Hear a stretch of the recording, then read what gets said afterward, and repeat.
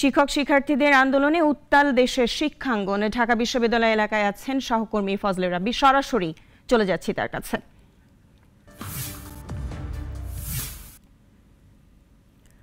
রাব্বি, একটু পরেই তো বাংলা ব্লকেড কর্মসূচি শুরু করবে শিক্ষার্থীরা, তাদের প্রস্তুতি কেমন দেখছেন? আর পাশাপাশি আমি আরো জানতে চাচ্ছি যে সার্বজনীন পেনশনের প্রত্যয় স্কিম বাতিল চেয়ে বিশ্ববিদ্যালয়ের শিক্ষকেরাও তো আন্দোলনে আছেন, তো নিজেদের দাবি নিয়ে তাদের অবস্থান কি আমাদের জানান রাব্বি।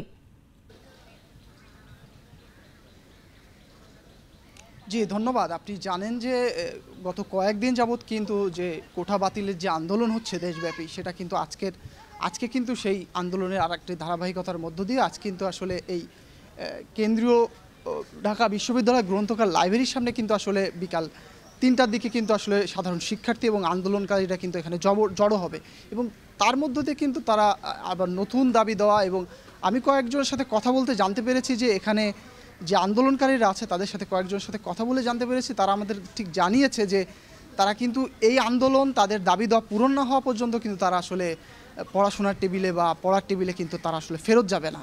তো এই একটা বিষয়। আর যে ঢাকার যে বিভিন্ন সায়েন্স ল্যাব বা নিউ মার্কেট বা আপনার চাংখারপুলে যে আজকে কিন্তু ইতিমধ্যেই কিন্তু অনেকেই জড়ো হয়েছে, তো তাদের এই জড়ো হওয়ার মধ্য দিয়ে সবারকে তারা এই আন্দোলনকারীরা একটা জিনিসই একটা বার্তাই দিচ্ছে, সেটা মূলত যে এই আন্দোলন যতক্ষণ না পর্যন্ত তারা সাফল্য না পায় এবং তাদের দাবি দেওয়াটা যতক্ষণ পর্যন্ত মেনে নেওয়া হয় ততক্ষণ পর্যন্ত কিন্তু সাধারণ শিক্ষার্থীদের মাঠে থাকার জন্য আহ্বান জানিয়েছেন। এবং একই সাথে যে অভিভাবক বা সাধারণ সকল শিক্ষার্থী আছে শুধু ঢাকা বিশ্ববিদ্যালয় ছাড়াও, সেই শিক্ষার্থীদের কিন্তু আসলে তাদের সাথে একাগ্রতা প্রকাশ করার জন্য কিন্তু আসলে এই শিক্ষার্থীরা আহ্বান জানিয়েছেন।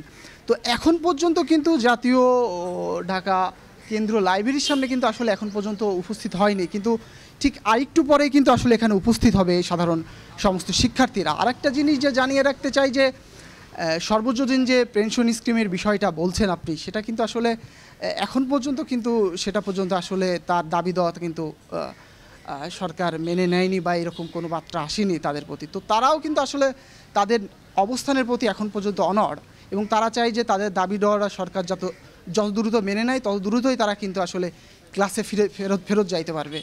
তো এটা কিন্তু শিক্ষকদের আন্দোলন এবং তারা যে মন্ত্রীর সাথে যে বসবার যে কথাটা ছিল সেটা কিন্তু আসলে না বসতে পারায় তারা কিন্তু আসলে ক্ষোভ ঝেড়েছেন আজকে। তো এই ছিল আমার কাছে ঢাকা বিশ্ববিদ্যালয় থেকে সর্বশেষ আপডেট।